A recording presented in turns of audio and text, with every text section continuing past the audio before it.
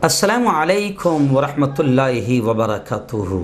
नाज़रीन, इस्तक़बाल है, स्वागत है आपका viral news live studio Jalgaon, Maharashtra, India में। मैं आपका मेज़बान मुफ्ती मोहम्मद हारून नदवी। आइए डालते हैं प्राइम न्यूज़ में बहुत ही अहम और बड़ी ख़ास दो ख़बरों पर नज़र। जी हाँ नाज़रीन, इस वक्त मैं आपको बता दूं कि प्राइम न्यूज़ में सबसे पहली ख़बर है कि जहरीली मीडिया जो हमारे प्यारे मुल्क में, प्यारे भारत में हिंदू मुसलमानों में नफ़रतें पैदा करने का काम करती है और फेक न्यूज़ चलाती है, ये किसी ख़ास समाज को टारगेट करती है। आखिर जमीयत उलमा ने उन पर लगाम कसने का काम किया और सुप्रीम कोर्ट में गई तो क्या हुआ माजरा, इस पर हम तफसीली गुफ्तगू करेंगे। ऐसे ही दूसरी बड़ी अहम खबर होगी जनाब कि अब मोहतरम अमित शाह साहब जी, इस वक्त पूरा मुल्क कोरोना की महामारी में जूझ रहा है और पूरा मुल्क परेशान हाल है, मजदूर आत्महत्या कर रहे हैं और जनाब वाला अमित शाह साहब ऑनलाइन वेस्ट बंगाल में प्रचार रैली करेंगे जनाब मोहतरम अमित शाह साहब। इस पर तफसीली इंशाल्लाह गुफ्तगू होगी, लेकिन इन दोनों खबरों को सुनने और समझने से पहले मैं अपील करूँगा कि जो साथी नए हैं और अभी तक चैनल से जुड़े नहीं हैं, प्लीज़ वो चैनल से जुड़ जाए। अगर वो गोदी मीडिया से नफ़रत करते हैं और मुल्क की और दुनिया की सच्ची अच्छी खबरें देखना चाहते हैं तो हमारे चैनल से जुड़ जाए। नीचे लाल कलर में सब्सक्राइब लिखा होगा, उसे टच कर दें। उसके टच करते ही वो वाइट हो जाएगा, सफ़ेद हो जाएगा और राइट साइड में एक बेल, एक घंटी बनकर आएगी, उस घंटी को भी टच कर दें।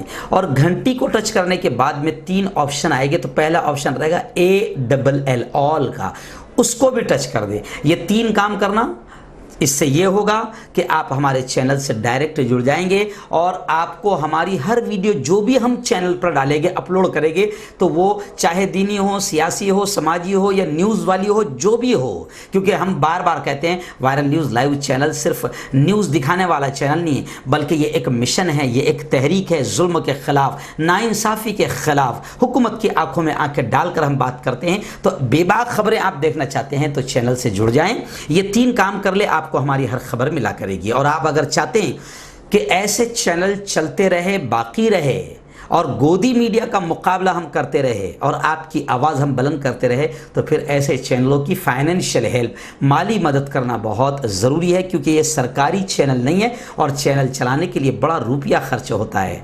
तो आप दुआएं देते, बड़ी खुशी होती है, लेकिन दुआएं देने से सारा काम नहीं चलता है। Computer man, editor, cameraman, office, ये तमाम चीज़ों को पेमेंट देना पड़ती है। ये जज़ाकल्लाह और शुक्रिया पर काम नहीं करते। इसलिए भाइयों, स्क्रीन पर आप नज़र दौड़ाओ, हमारे चैनल का बैंक अकाउंट नंबर भी दिया जाता है, गूगल पे भी दिया जाता है, फोन पे और पेटीएम तीनों दिए जाते हैं। ऑनलाइन या बैंक के थ्रू, जिस तरह भी हो सकता है, आप हमारी माली मदद ज़रूर करें। नाज़रीन, प्राइम न्यूज़ में पहली अहम न्यूज़ है। सबसे पहले तो मैं फिर सलाम करता हूँ जमीयत उलमा को, जमीयत उलमा के कायद मोहतरम राष्ट्रीय अध्यक्ष कौमी सदर हज़रत मौलाना अरशद मदनी साहब को और हमारे महाराष्ट्र की पूरी टीम और लीगल सेल के चेयरमैन ज़िम्मेदार जनाब गुलजार आज़मी साहब को, हमारे महाराष्ट्र के सदर मोहतरम मुस्तकीम आसन आज़मी मौलाना हलीमुल्लाह साहब कासमी और जमीयत की पूरी टीम को हम सबसे पहले सलाम करते हैं खबर सुनाने से पहले। जी हाँ, प्राइम न्यूज़ में एक बड़ी खबर इस वक्त मेरी निगाहों के सामने है कि जहरीली मीडिया पर लगाम कसने का मामला अब अल्हम्दुलिल्लाह फ्रंट पर आ गया है। आपको मालूम होगा कि जब मेरे प्यारे मुल्क में कोरोना पैर पसार रहा था और कोरोना फैल रहा था, तो आपको मालूम होगा कि उस वक्त में हमारे यहाँ की आतंकवादी मीडिया, मैं उन्हें आतंकवादी कहता हूँ क्योंकि जो मेरे इस प्यारे मुल्क में नफ़रतों का माहौल बनाते हैं, हिंदू मुसलमान का माहौल बनाते हैं और असल मुद्दों से ध्यान हटाते हैं, ऐसे तमाम लोगों को मैं आतंकवादी कहता हूँ। मेरे मुल्क के लिए सबसे ख़तरनाक ये लोग हैं। कोरोना इतना ख़तरनाक नहीं, कोरोना इतना ख़तरनाक नहीं और ना कोई दूसरा बीमारी वाला वायरस इतना ख़तरनाक है है, इतना खतरनाक है मेरे मुल्क में ये आतंकवादी मीडिया जिसने उस वक़्त मरकज़ निज़ामुद्दीन, दिल्ली या मौलाना साद या तबलीगी जमात के कांधे पर बंदूक रखकर पूरे मुस्लिम समाज को टारगेट किया था और हमारे हिंदू भाइयों के दिमाग में नफरतें ऐसी भरी कि फिर कुछ इलाकों में बाकायदा गरीब सब्जी बेचने वाले, दूध बेचने वाले, फ्रूट्स बेचने वाले, गरीब मजदूर, ठेले वाले, दिहाड़ी मजदूरों को बाकायदा हिंदू भाइयों की गलियों से निकाला भी गया, भगाया भी गया, मारा भी गया, उनका सामान फेंका भी गया और कई फेक न्यूज़ चलाई थी इन चैनलों ने और पूरे मुल्क के माहौल को ख़राब किया था।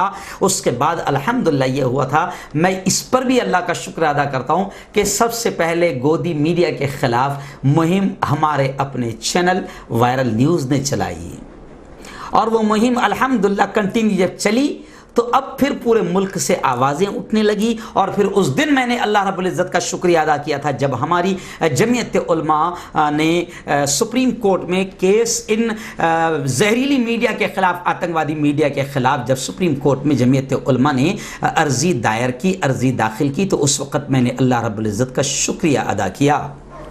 जी हाँ नाज़रीन, और अब खबरें आ रही है कि जैसे सुप्रीम कोर्ट ने आदेश दिए थे कि प्रेस काउंसिल ऑफ इंडिया को फरीक बनाएं, अब इस मामले में मुद्दई बनी जमीयत उलमा कानूनी इमदाद कमेटी के सरबराह गुलजार आज़मी से अभी हमने यूँ समझिए कि आधा घंटा पहले 10:15 बजे मैंने अलहाज गुलजार आज़मी साहब से फ़ोन पर बात की।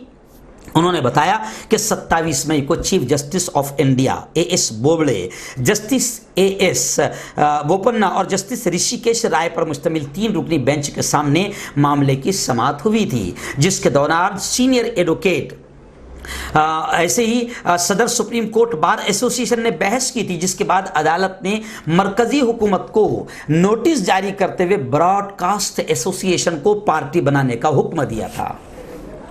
इस ज़िम्न में गुलजार आज़मी साहब ने बताया, जब ब्रॉडकास्ट एसोसिएशन को पार्टी बना दिया गया तो अब हम इस बात की कोशिश कर रहे हैं कि जल्द अज जल्द इस मामले की समाअत हो सके। बता दें कि इससे पहले की समाअत में mister KM Nataraj additional solicitor general union of India की नुमाइंदगी करते हुए हलफनामा दाखिल करने के लिए 2 हफ्तों का वक्त उन्होंने मांगा था।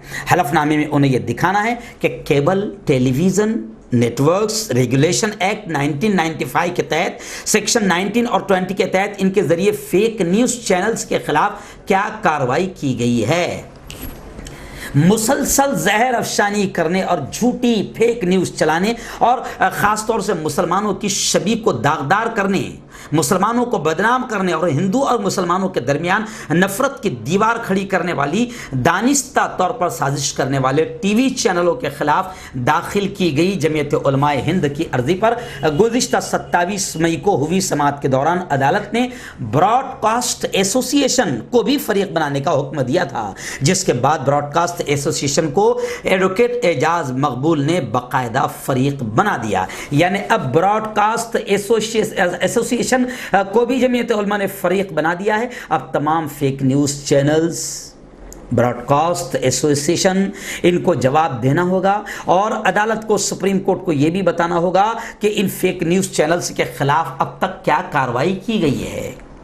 जी हाँ नाज़रीन, ये प्राइम न्यूज़ मैंने इसलिए लिया हूँ, जमीयत उलमा तो अल्हम्दुलिल्लाह मुल्क की हर मुसीबत के मोड़ पर जमीयत उलमा खड़ी रहती है, चाहे वो ज़मीनी आफात हो, चाहे आसमानी आफात हो, चाहे दंगे हो या फसाद हो। अल्हम्दुलिल्लाह सुम्मा अल्हम्दुलिल्लाह जमीयत सबसे पहले मैदान में आकर ज़ात और धर्म देखे बगैर सेवा करती है, खिदमत करती है। लेकिन इस वक्त जमीयत उलमा मुल्क को बचाना चाहती है, क्योंकि उस वक्त भी जमीयत उलमा ने अंग्रेजों से मुल्क को बचाने के लिए आज़ादी की लड़ाई लड़ी थी और आज़ादी के मैदान जंग में, मैदान जिहाद में आए थे और अंग्रेजों को भगाया था। तो जमीयत उलमा की हमेशा फिक्र रहती है कि मुल्क को कैसे बचाया जाए। 2014 के बाद जब लगा ऐसा हमारे कायद अरशद मदनी साहब को कि मुल्क में अब हिंदू मुस्लिम नफरतें बढ़ रही है और नफरतों की दीवारें खड़ी जा रही है, तो 6 साल से लगातार 50 नहीं सैकड़ों हजारों प्रोग्राम जमीयत की अलग अलग यूनिट्स ने लाखों करोड़ों रुपए खर्च कर कर दिए।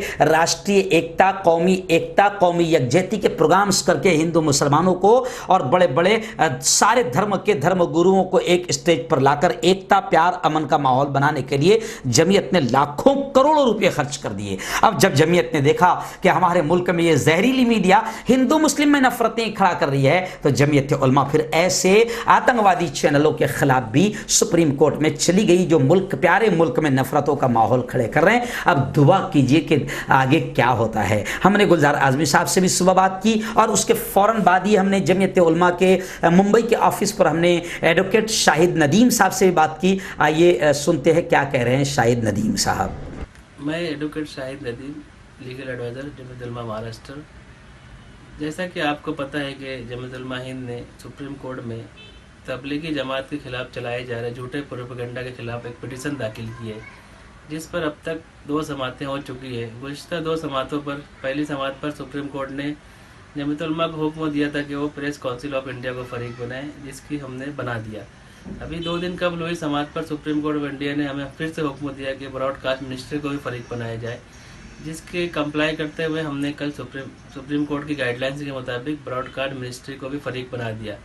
अब इस मामले में 2 हफ्तों के बाद हतमी समात मुमकिन है, जिसके बाद सुप्रीम कोर्ट फैसला करेगी कि तबलीगी जमात के ताल्लुक से फैलाए जाने वाले झूठे प्रोपेगेंडा के खिलाफ न्यूज़ चैनलों पर क्या कार्रवाई की जाए। आपको याद होगा गुज़िश्ता समात पर सुप्रीम कोर्ट इंडिया ने यूनियन ऑफ इंडिया से पूछा था कि उन्होंने अब तक इन चैनलों पर क्या कार्रवाई की जिन्होंने तबलीगी जमात के खिलाफ झूठा प्रोपेगेंडा किया हुआ है। नाज़रीन, इस वक्त प्राइम न्यूज़ में एक बड़ी खबर मेरी निगाहों के सामने आई है, तो मैं उसको प्राइम न्यूज़ स्पेशल ख़ास न्यूज़ में जगह दे रहा हूँ। वजह उसकी यह है कि मैंने हेडलाइन पढ़ा कि अब वेस्ट बंगाल में, मगरिबी बंगाल में 8 जून को यानी आज से 5 दिन के बाद हमारे मुल्क के वजीर दाखिला, गृह मंत्री मोहतरम अमित शाह साहब मगरिबी बंगाल में ऑनलाइन रैली करेंगे। अमित शाह साहब, चलो इतना तो अच्छा हुआ कि शायद मुल्क जाग गया था और मुल्क ने शिवराज सिंह चौहान ने जो सैकड़ों लोगों को जमा किया था और भाजपा ने जो कोरोना का ना ख्याल करते हुए कोरोना की तबाही सामने थी, फिर भी मध्य प्रदेश की हुकूमत गिराना ज़रूरी थी।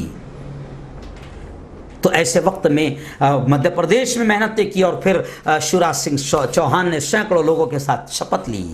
योगी आदित्यनाथ ने अयोध्या में सैकड़ों लोगों को जमा किया। जी हाँ, फिर नमस्ते ट्रंप प्रोग्राम अहमदाबाद में करना बहुत ज़रूरी था। आज अहमदाबाद उसका नतीजा भुगत रहा है कि सबसे ज़्यादा कोरोना के केसेस अहमदाबाद शहर में हैं। अकेले गुजरात के 80% केसेस अहमदाबाद शहर में हैं। संजय राउत, शिवसेना के प्रवक्ता, ने भी कह दिया कि ट्रंप ने कोरोना लाया और उसको बुलाने वाला मोदी, अमित शाह और भाजपा सरकार। तो जनाब चलो, अब इतना तो अच्छा हुआ कि लोग बोलने लगे हैं, तो भी तो रैली तो करना ज़रूरी है। तो अब रैली कैसे होगी? अब तो वहाँ जाकर प्रचार नहीं कर सकते हैं, लॉकडाउन का मामला है। दलाल मीडिया न भौंकें, मगर हमारी जैसी मीडिया तो ज़रूर हक की आवाज़ उठाएगी, चिल्लाएगी, शोर करेगी, हंगामा करेगी, हम बोलेंगे। तो अब चलो इतना तो अच्छा हुआ कि हमारे अमित शाह साहब समझ गए कि नहीं, अब जो है सारे लोग दलाल नहीं हैं, सब लोग, सारी मीडिया हमारी गोदी में बैठी हुई नहीं है, चंद ही दलाल है जो नहीं भोंकेंगे। लेकिन यारो, अब अमित शाह साहब को भी समझ गया कि हक परस्त, सच्चे चैनल और ख़ास तौर से सोशल मीडिया एक ऐसा प्लेटफॉर्म बन गया है कि ये सच्चाई को सामने लाने की कोशिशें कर रहा है। तो अब अमित शाह साहब ने फैसला किया है कि मगरिबी बंगाल में 8 जून को वो ऑनलाइन रैली करेंगे। जी, और उन्होंने कहा, रियासत के वहां के पार्टी के सदर मगरिबी बंगाल के दिलीप घोष ने कहा कि पार्टी वजीर आजम नरेंद्र मोदी हुकूमत की दूसरी मुद्दत के पहले साल की कामयाबी, अब पहले साल में क्या क्या कामयाबी मिली है, मुल्क को कितना फ़ायदा पहुंचा है, शायद उसको बयान करेंगे कि कितने मजदूर हमारी मेहनतों से मरे हैं। मजदूरों का इतना बुरा हाल कभी 70 साल में किसी की मजाल नहीं थी कि इतना बुरा हाल कर दे, हमने किया है। मुल्क का सत्यानाश, जीडीपी हमने गिराया, किसी में इतनी सलाहियत थी नहीं। शायद हो सकता है इन तमाम चीज़ों को वो बयान करेंगे। तो खैर खबर आई है कि वो कामयाबी बताएंगे और कोविड-19 से निमटने के लिए मरकज़ की जानिब से हुकूमत ने कितने ज़बरदस्त कदम उठाए। जी हाँ, शराब के ठेके खोले, दूसरी हुकूमतों थी बेवकूफ़, तो शराब के ठेके नहीं खोलती थी। हमने शराब के ठेके खोले, शराबियों का तक के हमने ख्याल रखा, बेवड़ों का तक के हमने ख्याल रखा। तो ऐसी तमाम चीज़ें जो एक साल में कामयाबी हुई है, जो जीडीपी हमारा गिरा है, जो सत्यानाश हुआ है, वो भी एक बहुत बड़ी कामयाबी है, क्योंकि 70 साल में इतना सत्यानाश नहीं हुआ था। तो ये तमाम चीज़ें सोशल मीडिया पर ऑनलाइन रैली निकालेंगे और ये 5 रोज़ की मुहिम होंगी जो 8 जून से शुरू होगी। और आम रैलियों की तरह इसमें भी बाकायदा वक्ता रहेंगे, तकरीर करने वाले रहेंगे, स्पीच और भाषण करने वाले रहेंगे, जिसमें बाकायदा जो मेन मुकर्रर रहेंगे, मरकजी स्पीकर, वो अमित शाह होंगे जी, जो 8 जून को नई दिल्ली से लोगों से खिताब करेंगे। यानी वो नई दिल्ली में बैठे रहेंगे और भाषण उनका मगरबी बंगाल और पूरा मुल्क सुनेगा। अमित शाह ने आखिरी बार 1 मार्च को सीएए की हिमायत में शहीद मीनार मैदान में कोलकाता में जलसा किया था। बीजेपी ज़राए के मुताबिक इस ऑनलाइन रैली में रियासत की बीजेपी यूनिट कोविड-19 और तूफान उम्फान के बहरान से निपटने में हुक्मरान तृणमूल कांग्रेस पार्टी की नाकामी पर जोर देगी। यानी वहां पर भी राजनीति, घटिया राजनीति। यानी जो तूफान आया था तो हम कितना सब कुछ करना चाह रहे थे, हम कितना बचाना चाह रहे थे, लेकिन क्या करें, वहाँ की हुकूमत ने हमको काम करने नहीं दिया। जैसे हमने कांग्रेस चाह रही थी, जैसे हम कांग्रेस चाह रही थी कि मजदूर अपने घरों पर चले जाएं, और मोहतरमा सोनिया गांधी और कांग्रेस ने हज़ारों बसें खड़ी कर दी थी, और कांग्रेस ने यहाँ तक के कह दिया था कि लगे तो तुम बीजेपी का झंडा लगा देना बसों पर, मगर फिर कांग्रेस का नाम हो जाता था। तो जैसे हमने कांग्रेस को काम नहीं करने दिया, मजदूरों को मरते देखना पसंद किया, मजदूरों को पैदल चलता देखना पसंद किया, लेकिन कांग्रेस की बसों में हमने मजदूरों को घर जाने नहीं दिया, तो ऐसे ही फिर वहां पर घटिया राजनीति चलेगी कि उम्फान तूफान जब मगरबी बंगाल में आया तो हम तो करोड़ों रुपए लेकर आए थे, मगर क्या करें, मगरबी बंगाल की सरकार ने हमको काम करने नहीं दिया। बंगाल वालों, वरना हम इतना काम करते थे। तो इस तरीके से अब ऑनलाइन रैली होगी। ऑनलाइन का शुक्रिया, नेट का शुक्रिया कि चलो अमित शाह घर बैठे रहेंगे, उनके पैर भी दुखेंगे नहीं, उनको वहां पर जाना भी नहीं होगा। और वहां पर हो सकता था, क्योंकि कभी कभी क्या होता है, लोग जब जाते हैं, बड़े बड़े नेता जब जाते हैं तो लोग काले झंडे दिखाते हैं, गालियां बकते हैं, गो बैक के नारे लगाते हैं, कभी कभी चप्पलें और जूते भी चला देते हैं, कभी टमाटर और अंडे भी फेंक देते हैं। तो ऑनलाइन का शुक्रिया कि ऑनलाइन आप मस्त, आप अपने बेडरूम में बैठे रहिए और आप ऑनलाइन भाषण दीजिए, प्रचार कीजिए, रैली कीजिए। ना आपको जूते पड़ेंगे, ना आप पे चप्पलें बरसेगी, ना लोग गो बैक का नारा लगाएंगे। तो ऑनलाइन का शुक्रिया। दूसरी पार्टियां भी इस चीज पर ध्यान दें कि ऑनलाइन रैली और प्रचार शुरू कर दें।